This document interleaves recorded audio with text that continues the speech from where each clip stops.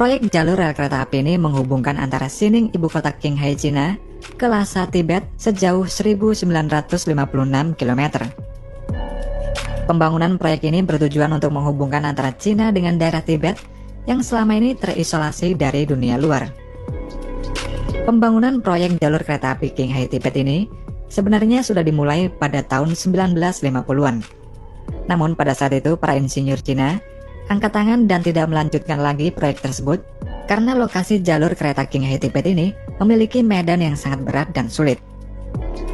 Setelah itu proyek ini pun dilanjutkan lagi pada tahun 1980 dan selesai pada tahun 2006, namun dikerjakan secara bertahap. Seiring dengan kemajuan ekonomi serta penguasaan teknologi konstruksi yang dimiliki Cina, proyek ini pun mulai dikerjakan lagi pada 1980-an. Proyek jalur rel kereta api sepanjang 815 km ini berhasil dibuat dan selesai pada 1984, dan jalur tersebut merupakan jalur dari Xining ke Golmun. Kemudian pada Juni tahun 2001, pemerintah Cina melakukan pembangunan lagi dari Golmun ke Lhasa sejauh 1142 km. Dan proyek kedua ini merupakan proyek tersulit dibandingkan dengan yang pertama.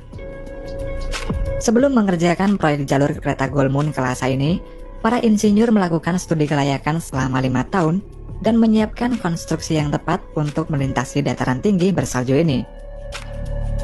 Dalam pengerjaan proyek lanjutan ini, banyak tantangan yang harus diselesaikan oleh para insinyur, diantaranya adalah keselamatan para pekerja.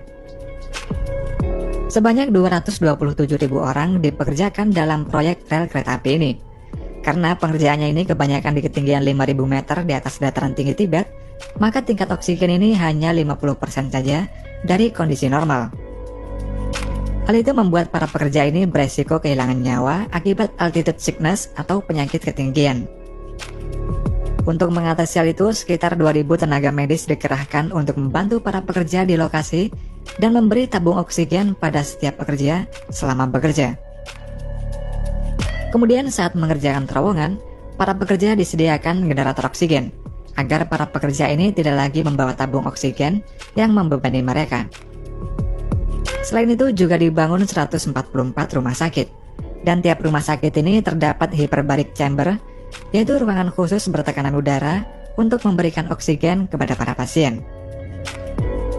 Hasilnya selama proses pengerjaan proyek rel kereta ini, tidak ada satupun pekerja yang meninggal.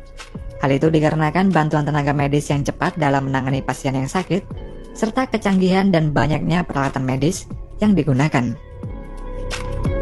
Selain keselamatan para pekerja, tantangan lain adalah pembangunan rel kereta di atas tanah beku atau permafrost sepanjang 550 km.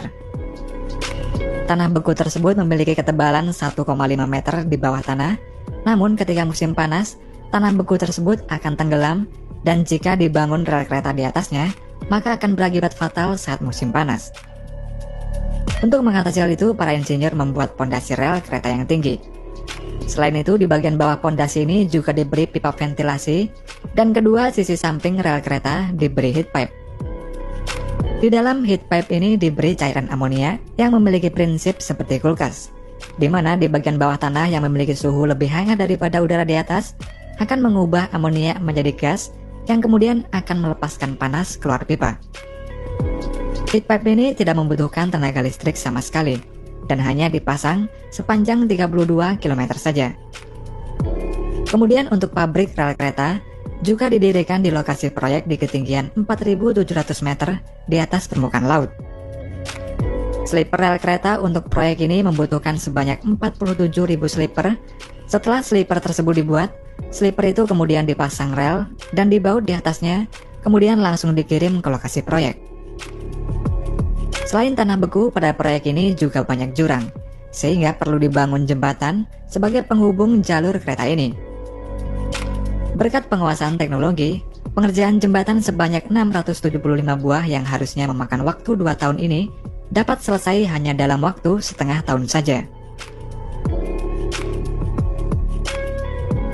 Tantangan selanjutnya yaitu pembangunan terowongan kereta api yang totalnya ada 10 buah dalam proyek ini.